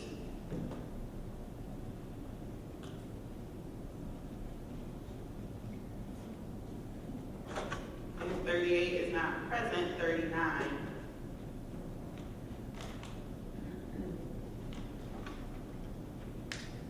Hi, my name is Diane Andreas. I live in Moorhead Township. Thank you for your service. It's wonderful that you volunteered to do this. It's more than I could think to say. I'm here because not for my own community, but for municipalities in general. It's important that each municipality's citizens have the best access to government officials, and that the public officials who represent them understand their communities so that they can represent them to the best of their ability. For that reason, I ask that you give high priority to keeping municipalities intact with respect to voting districts. It should be our goal to clarify the election process. It should be our goal to unite communities, not to divide them. And one of the ways that we can do that is to keep them within the same congressional district, whenever possible, the same Senate district, House district, whenever possible, so that they can communicate effectively with their representatives, and their representatives can communicate effectively with them. A second point is that with the concern over voter security and ballot security, that lies in the hands of our municipal clerks. And one of the ways that I feel we can best ensure the voter integrity, the accuracy of our votes being counted, because I believe every person wants their vote counted accurately, is to honor municipal guidelines, municipal lines, so that those clerks make sure that there is integrity in our voting process. Thank you again for your service. Thank you so much for taking the time to address the commission. 40. Good evening. Good evening. My name is Everett C. I'm from the city of Pontiac, Michigan. And I would first just like to commend the commission, because you have a Herculean job. I'm telling you. What you're hearing today from a astute crowd is that people that are acutely aware of their needs not being met. And I have had the privilege of working in various organizations and even serving on the city council of Pontiac. And I've traveled throughout this state, and you have also. And one singular piece you're going to come out of this, no matter how you use the demographics, or you're going to use the census tracts or lines or whatever, is that the people feel that they're not being heard no matter who's elected. And one thing that I think that you're going to have to press upon in your report is that whoever is elected, that they are elected by these people here. And the people are getting very frustrated that they are playing along political lines that the people needs. People have needs in this state, and they're not all of this country. And I think that what you're doing, you're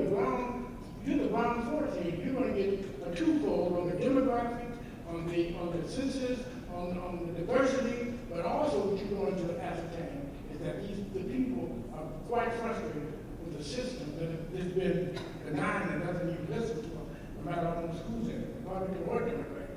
And I think that you have a beautiful chance here to bring that message home in the way you draw the line. Because as Martin Luther King said, I end with this quote, he said, our lives begin to end the day we become silent about the things that matter. Thank you. Member, thank you for taking the time to address the commission this evening. 41. Yes. One Detroit, one voice. My name is Jeff Schaefer and I live in Troy. When the Civil Rights Act was implemented and 2 minority majority districts were created, Detroit population was 1.5 million and a congressional district population was 490,000. So it made sense to have 2 minority majority districts. Now Detroit's population has declined to 670,000 and a congressional district has grown to 752,000. Detroit now has less population than a congressional district. Over the years, to maintain the 2 minority-majority districts, the lines have been drawn further and further away from Detroit until today we have a situation where the 14th district contorts itself to include Pontiac. These districts do a great disservice to both the citizens of Detroit and Pontiac. The concerns and needs of Detroit aren't the same as Pontiac. To expect a congressperson to ably serve both is very difficult. River Rouge Petcoat isn't something Pontiac really cares about, but South Detroit citizens do, and they're split between 3 districts. Out-of-state trash dumping impacts all of South Oakland, including Pontiac. South Detroit citizens don't really care about this. This problem is also split between 3 districts in South Oakland. This representation split has not served Detroit nor the other communities well. It is time to have one strong voice to represent Detroit. Detroit is losing population and influence and needs to be a strong, compact entity. Same with the other communities in southeast Michigan. Your charter is to create compact communities of interest. Detroit has unique challenges and its voice needs to be united. I urge you to make Detroit one district so it can have one voice for the challenges that it faces. In other words, one Detroit, one voice. I'm Jeff Schaefer, and I approve of this message. Thank you. Jeff, thank you so much for sharing your insights with the commission. 42. This was Ethan, right? Yes, I was over there. It's okay. Hi, my name is Carol Garner, and I have been a resident of Oakland County in Commerce Township for 70 years. Not 70 years, actually 61. And my family's lived here, resided in the same property since 1939. So I think I'm fully vested in saying that all of our needs aren't being met. That's the problem. And I know you guys are going to think long and hard. And after listening to quite a few people in here, I realized that I need to go back to school to find out really what's happening. I know my voice counts, and I go every time. It doesn't make any difference if it's the dog catcher or the garbage guy. But I know that when people move into my area, they don't know how I am, and I don't know how they are.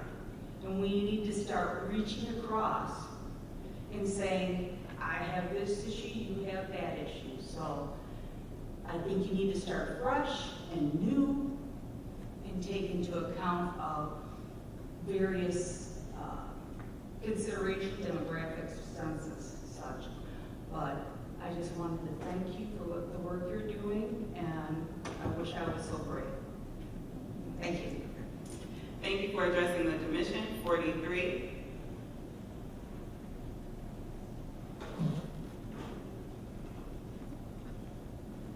Hi, my name is Matt Douglas.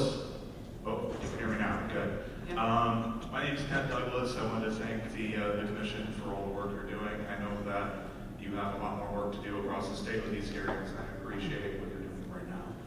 So I am a resident of Waterford, and I've been there since 1996. My family has been in the Metro Detroit area since the 1920s, since they immigrated from Western Europe. So I'm a former candidate, and just to be completely transparent, I also happen to be the chair of the 11th Congressional District Democratic Party. And some of my observations of what's happened locally, I wanted to speak a little bit to the fact that just how toxic gerrymandering has been as far as political conversations in the district are concerned. As a local candidate, I can tell you that with every cycle, the conversation has significantly declined. This has had a major impact on the conversations of people locally and their ability to relate with each other and actually talk about the issues clearly.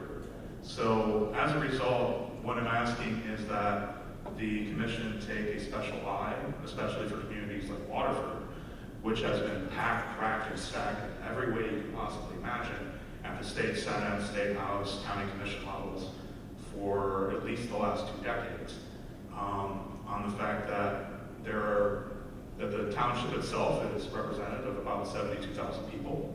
It's evenly distributed between Republicans, Independents, and Democrats, and has been for years.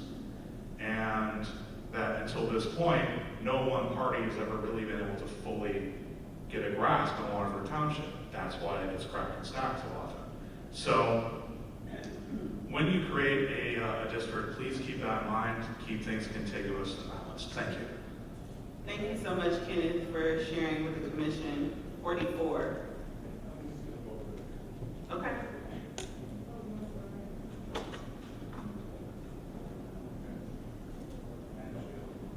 The case for proportional representation was made by John Stuart Mill's 1861 essay, Considerations on Representative Government. In a representative body actually deliberating, the minority must of course be overruled, and in an equal democracy, the majority of the people, through the representatives, will vote prevail over the minority and the representatives. But does it follow that the minority should have no representatives at all? It is necessary that the minority should not even be heard. Nothing but habit and old association can reconcile any reasonable being to needless injustice. In a really equal democracy, every and any section will be represented, not disproportionately, but proportionally.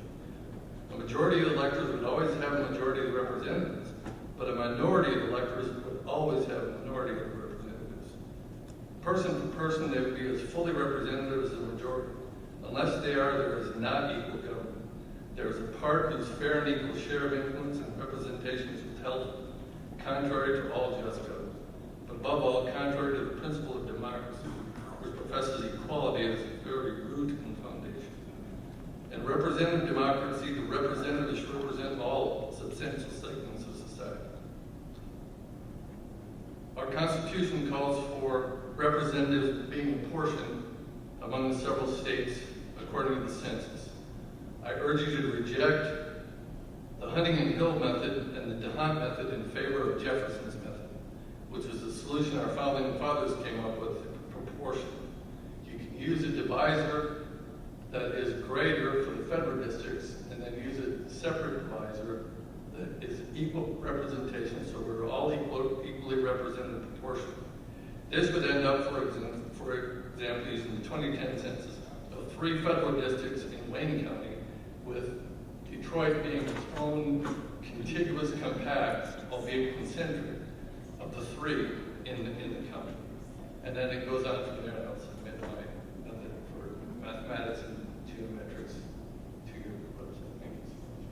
Thank you so much for providing comments to the commission. As a reminder, everyone can go to www.michigan.gov/MICRC to utilize our public comment tool, as well as when you're speaking, if you have maps that you don't mind sharing with us and you would like to give us. Obviously, you don't want to give us your phone, but you are welcome to approach and give us things that you don't mind us having or you want us to have. 45. Good evening, everyone. Thank you, committee, for allowing this time for us and myself to speak to you. My name is Gerald Lang. I live in Orion Township. I'm a 14-year resident, North Oakland County, previously from Saginaw County. I would like to acknowledge you and your township time and service to what you're about to volunteer for in the state of Michigan and to ensure free and fair elections. I appreciate that. Thank you. This nonpartisan or bipartisan committee has a great opportunity to eliminate the ever-growing mistrust in our electoral process. We can easily look to Michigan's 14th U.S. Congressional District as an example of backing, stacking, and creating an opportunity to increase partisan win probabilities at state and even the U.S. majority levels. U.S. state level elections have seen a partisan majority of up to 67% of a trifecta from 2010 to 2018, and even in 2018 it was at 52%. So I know that's very important for what our state is about to accomplish. The responsibility that falls on your shoulders is to adequately create fairness in our electoral process, and I wish you the greatest of luck. Today's political tribalism has left some Michiganders and Americans to believe only in a side, quote unquote, rather than actual equality in elections. It's unfortunate, but I'm excited to see the decisions that you and the committee can make. The commonality amongst our families, friends, and neighbors should be adequately represented in Lansing and Washington, D.C., not specific political partisanship because of who falls in majority every 10 years. Thank you again for your time and what your decisions will surely lead to, which is fairness in American and Michigan elections. I thank you. Thank you so much for sharing your comments with the commission. 46.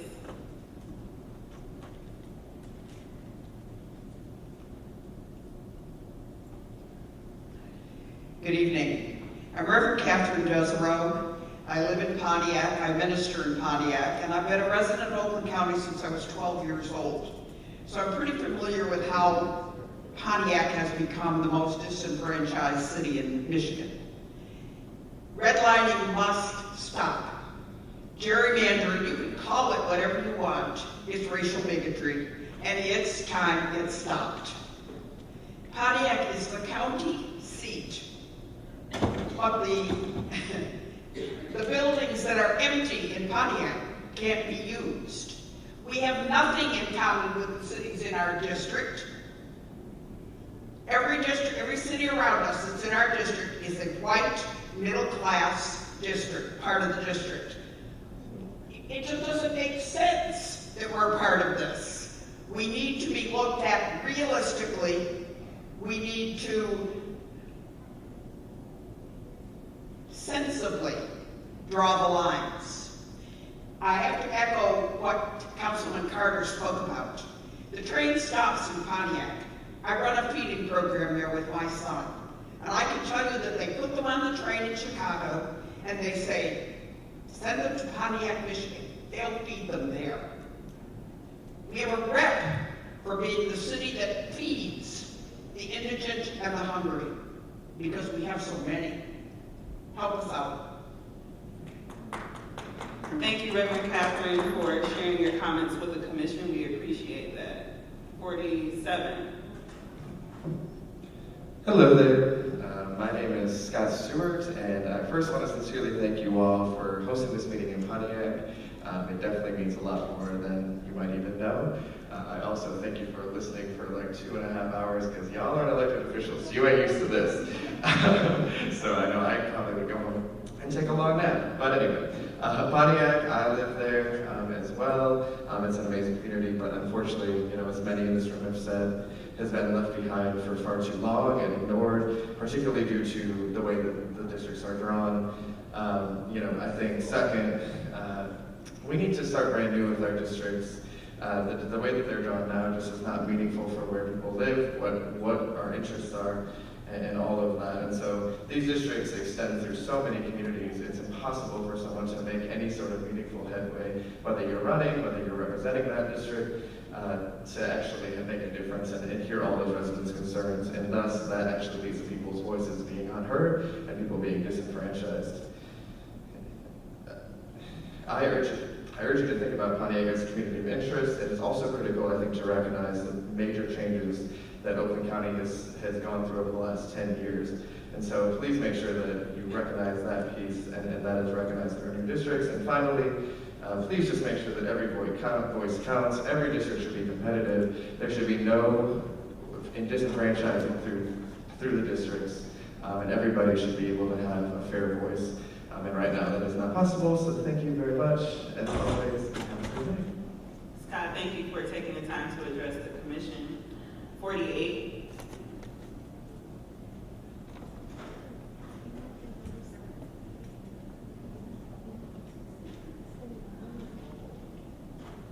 If 48 is not present, we'll move to 49.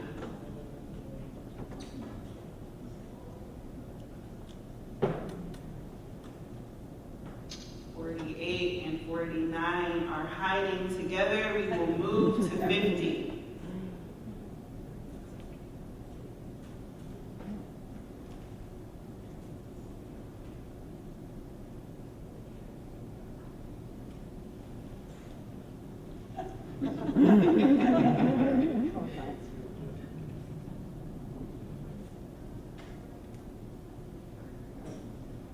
Hi, I'm Michael Johnson from Bloomfield Township, and it's all you here. My ask is that you consider housing subdivisions as a community.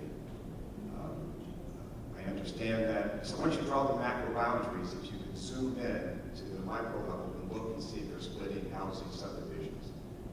I recognize that you have a lot of criteria to draw these boundaries, and compromises are going to be required. And that may include sometimes splitting those subdivisions, but if as much as you can to consider trying to keep a housing subdivision as part of one community. And lastly, I'd just like to say thank you for your service. It's a tough job, and we appreciate your efforts. Thank you so much for taking the time to share your thoughts with the commission. We will move to 51.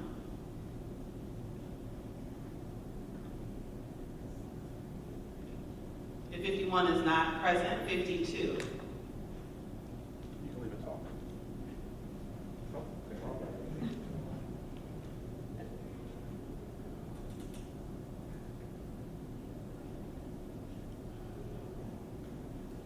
Good evening, Justin Winkman, Bloomfield Township. Members of the commission, I request that Birmingham, Bloomfield Township, and the city of Bloomfield Hills should be together in the same districts you draw. The metro region knows Birmingham, Bloomfield area, and that's how many of the residents also associate the area they live in.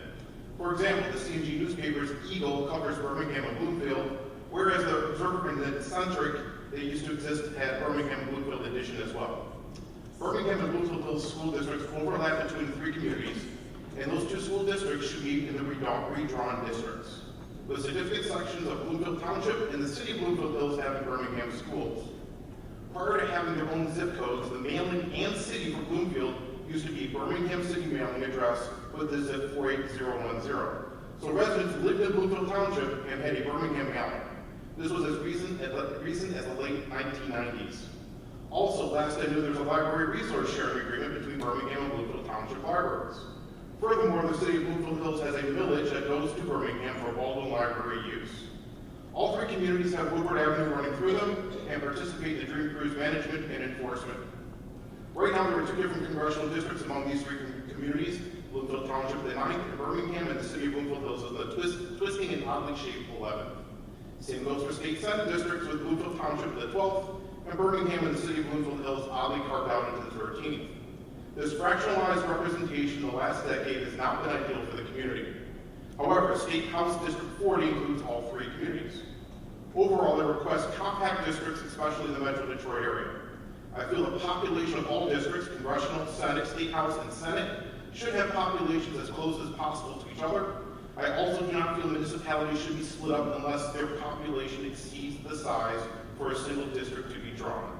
And then in those cases, that district should be compact. Thank you very much. Justin, thank you for taking time to address the commission. 53.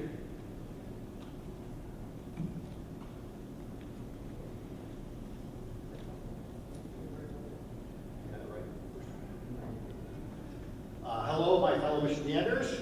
Great to see all these smart, concerned people, and all of you here at Atlas do a great job with our beautiful state and right some of the wrongs that happened over time. It's a simple thing with taxation without representation, and we actually have that now. I encourage you to simply look at population centers, cities that you've heard over and over again, compact, logical districts that don't veer off the politicians choosing their voters, it's really time to get back to a great democracy here in Michigan where we pick our politicians and they report to a great constituency that reflects them. I'm so grateful that this passed, or you wouldn't be sitting here. We took a great effort to make that happen. I hope we're all grateful that we have the opportunity to do this.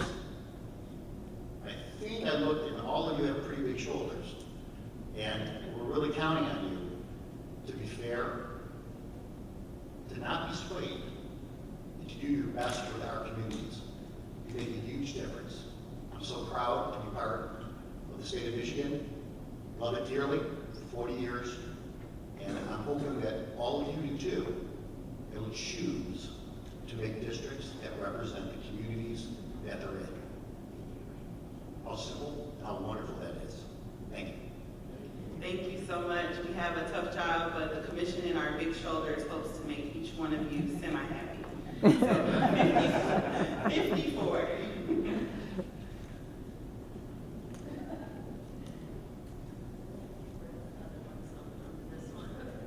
I'm Kelly Garrett. I am the mayor of Lathrop Village, and I'm also the state director for Karen Action. And I'm actually here representing Karen Action today more so than my city, but I'll get to that in a second. So for Karen Action, I represent domestic workers. To give you an idea of what a domestic worker is, pretty much they're the people that allow us all to be able to work. Those are our nannies, those are our housekeepers, those are the people that take care of our elderly parents and family members. And they already are not represented. They already are having issues with getting rights like every other worker has. So Karen Action represents 2.5 million domestic workers across the country. In Michigan, I represent 63,000 domestic workers in Michigan. That is a major voting bloc of Black women and women of color. I'll let that sink in for a moment to see that that is a huge voting bloc that can be swayed any kind of way. But they need representation, and they need to have fairly drawn maps that are competitive, where they can be represented from people that care about them, people that care enough to be focused on the vulnerable, which would be them. Because sometimes those vulnerable people are the very ones that need us, and we need them because they're the ones that keep Michigan working. So that's for domestic workers and for Karen Action. For Lathrop Village, right now we're intact. We are in the 14th district, and what I like to call the stiletto, and I happen to like stilettos, but in this sense, I do not. So I am only hoping, because I know being an elected official is a very hard position to be in. And as usual, when you put a microphone in front of an elected official, they never know when to stop. So thank you for your service, and I know this will be hard. Thank you very much. Thank you so much for taking the time to share your comment with the commission. Please go to our public comment tool and continue the rest of your sentence at www.michigan.gov/MICRC55. Good evening, Commission. Thank you for the opportunity to speak, and welcome to Oakland County. My name is Jordan Smelly. I'm a resident of Ferndale, southeast corner of the county. I'm actually going to see you again next week. I'll see you in Detroit at both of your dates. But I wanted to share a different set of opinions with you tonight that just came up as I listened to other speakers. Really just wanted to talk to you about your prioritized conditions that you're pursuing as you draw these maps as laid out in the constitutional amendment that voters approved so overwhelmingly. There are 7 conditions, as you know, I'm preaching to the choir here, but Michiganders chose 5 of those. The first 2 weren't really up to us. We have to comply with federal law, and we have to comply with federal law. Those were non-negotiable. Those are 1 and 2. But 3 through 7, The people of Michigan chose to put them in the order that we did. And what did they put at the top of that prioritized list? Communities of interest. The voters of Michigan approved that constitutional amendment, specifically saying communities of interest are the most important thing that we have control over. What's at the bottom of the list? Jurisdictional lines and compactness. Now, those are both on the list. They didn't get left off entirely. They are both important enough to be on the list of 7, but neither of them were important enough to be pursued at the expense of anything higher up, like communities of interest. So I know that compactness is, of course, the most visible and the most easily evaluated of the prioritized conditions from anyone that's going to take a casual glance at the draft maps that you put out. And it's going to be easy for folks to complain about non-compact maps, but that doesn't mean that you did a bad job, and I don't want you to back down off of that. I want you to stick to your guns. Same goes with following jurisdictional lines. It's easy to see if my community got a line drawn down the middle of it, but that's not the highest priority. The community is, and jurisdictional lines do not always accurately reflect equal or equitable communities of interest. So thank you for sticking to your guns and following that list of 7 priorities as you do your work. Appreciate you being here. Thank you so much. 56, 57, 58, and 59. 56, 57, 58, and 59. Okay. Number 58 and 59, if you do not want to stand while they speak, you do not have to. You can sit right there. Sit right there. It's okay, sit down. Okay. Yeah, just sit down.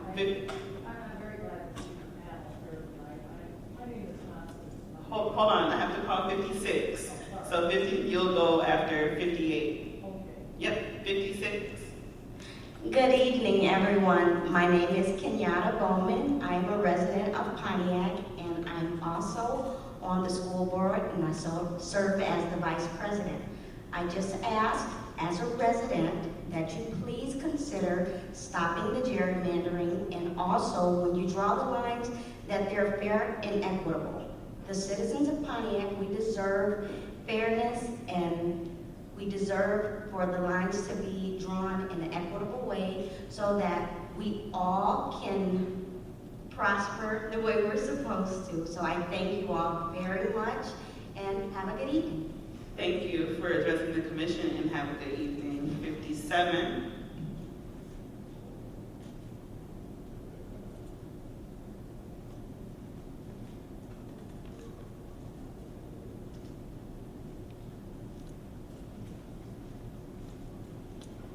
My name is Ann Delisle. I come actually from Genesee County. I missed our Flint meeting, so I took the opportunity to come and speak with you tonight. I am from Grambling Township in Genesee County, and I am here tonight to fight for Genesee County. There is some arguing that has come out that Flint ought to be splintered into all surrounding municipalities in Genesee County. This is wrong because people know that splitting up Flint will make all other communities subservient to Flint and take away the unique interests of all other cities, townships, and villages, leaving 309,000 Genesee County residents without an equal voice. I'm a mother from the suburb of Grambling Township, and there's even talk that our school districts are going to be splintered when that happens, making 2 representatives in the same school district with competing interests. That is not good for our students, and it's not in the best interest of our students throughout the entire county.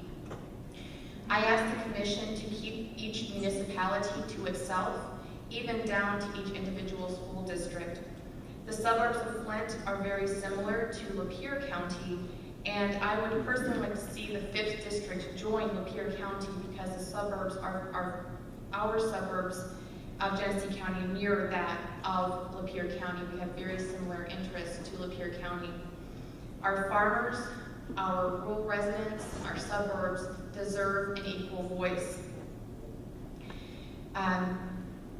There's 406,000 residents in Genesee County, and only 96,000 live in Flint proper. So I would appreciate that you keep our municipalities intact and help Genesee County keep an equal voice. I appreciate your time and the task you have before you, and I thank you so much for the opportunity to speak with you tonight. Thank you very much. Thank you so much for coming to share your comments with the commission. 58.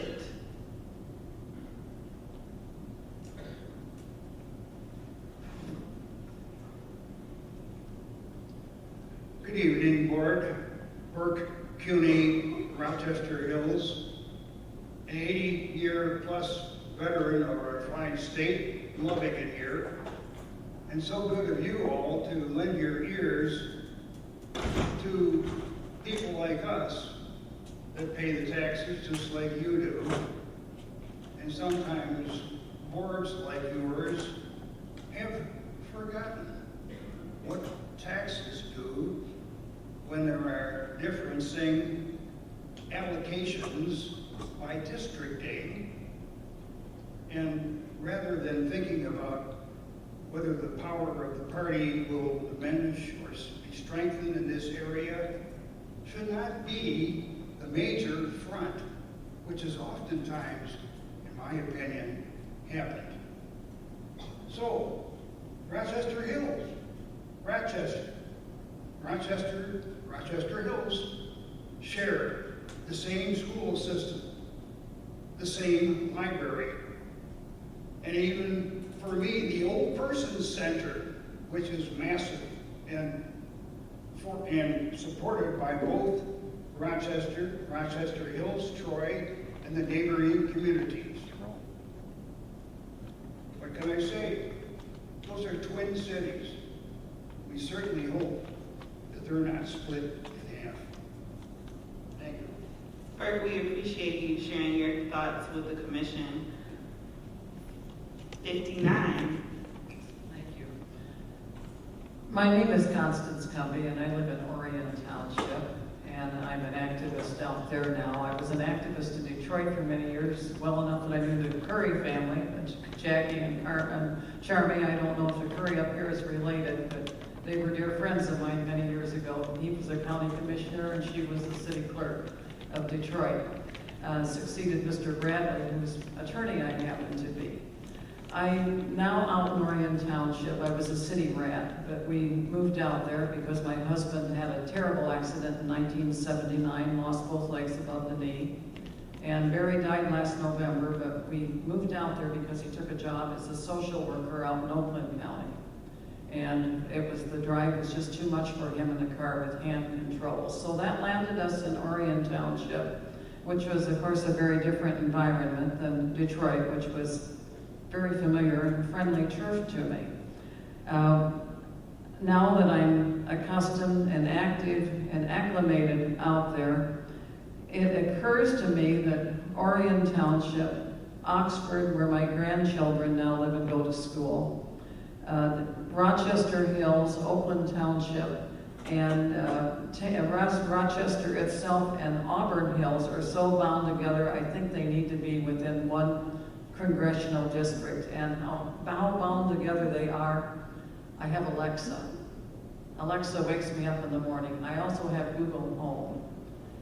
And when I ask Alexa, what's the weather today? They say, here in Auburn Hills, the weather is such, and I live in Orion Township. Alexa can't tell the difference. I ask Google Home the same question, same time. Here in Orion Township, Charter Township, this is the weather. And I think the communities are very much bound together, and I think they probably should be together in one district. And that's all I have to say on it today. I appreciate your being here and the hard work you're doing on it. And having worked in government many, many years ago, I've been an attorney for the last 46 years. But having worked in government, Michigan legislature, and I saw the battles over redistricting every 10 years when the census would come up. And so I know what a job you have, and thank you for doing it, and I'm sure you're going to do it very well. Thank you so much for taking the time to address the commission. We appreciate you. At this time, at number 59, that was our last in-person comment for the public hearings. We'll now move to our remote public comments. comments. We encourage you all to stick around, of course. If you can't, that's perfectly fine. If you are leaving, please do visit our public comment tool and continue to contribute in the conversation there. Individuals who have signed up and indicated they would like to provide live remote public commentary to the commission will now be allowed to do so. I will call your name to the best of my ability, so please do correct me if I mess up your first or last name. It is not on purpose. I'll call your name and our staff will unmute you. If you are on a computer, you will be prompted by the Zoom app to unmute your microphone and speak. If you are on the phone, a voice will say that the host would like to speak, not the host is going to speak, and prompt you to press *6 to unmute. I will call on you again by your name, and please know that if you experience technical or audio issues or we don't hear from you for 3 to 5 seconds, we'll move on to the next person in line and then return to you after they are done speaking. If your audio still does not work, you can email redistricting@michigan.gov and we will help you troubleshoot so you can participate during the next public comment period or at a later hearing or meeting. You will have 2 minutes to address the commission. Please conclude your remarks when your 2 minutes has ended and you hear the timer. Please go to the public comment tool and share your comments in writing, including any specific area of the map in which you are speaking. Again, the public comment tool is located at www.michigan.gov/MICRC. We have 2 virtual participants for live public commentary. The first is Dan Love. Dan Love, allow a couple of moments for staff to unmute you. Hello. Yep, Dan, we can hear you. Hey, you got my name right. Perfect. Thank you. So my name is Dan Love. I'm a lifelong Michigan resident. I currently live in Waterford Township. I'm a public elementary school teacher for the Wall Lake Consolidated Schools. I want to thank you for your time and commitment to serve on this important commission. Your service will ensure that we have representatives in our state government that reflect all of the residents of our great state. As I said, I'm an elementary school teacher. Helping young people understand fairness and equity is one of the most important things we do. That's why the very idea of creating this commission made so much sense to me. On the surface, the concepts of voting and elections are pretty basic. Citizens cast their ballots, the person who receives the most votes is the winner. When we look deeper, though, we know that not every vote has the same value. When we have districts strategically drawn to consolidate votes for a particular party, it lessens the value of those votes. To be truly equitable and fair, the vote of every citizen must have the same value. One of the great joys of being a teacher is that my career allows me to have beginnings and endings each school year. My ending is tomorrow. We come together and create our classroom community. We figure things out, we mess up, and learn from our mistakes. By the end of the year, we're able to have some closure with our classes as we reflect on our time together. The next year, we start from scratch. We're ready to go to get to work to create our classroom community once again. We're armed with what we learned from the prior years, but we have the luxury of a fresh start.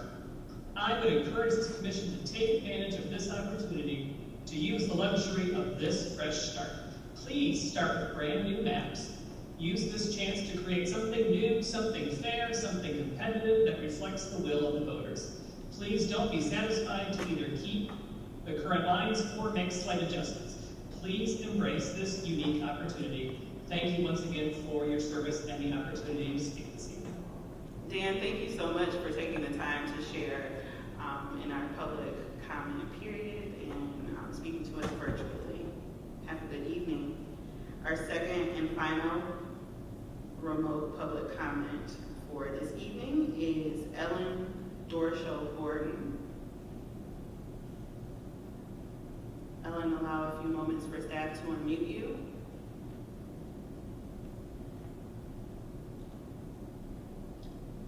Hi, hello? Yep, Ellen, we can hear you. Yes. Okay, but you can't see me. No, we can't see you, but it's totally up to you. Now, yep. There I am. Hi, Ellen. Hi. You're gonna, okay.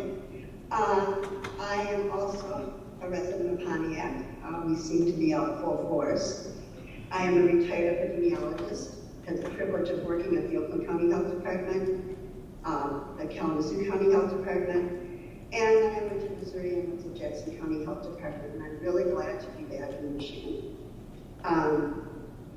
I am going to talk about my favorite subject, data. And one of the things that I want to point out is that communities of interest are included in the census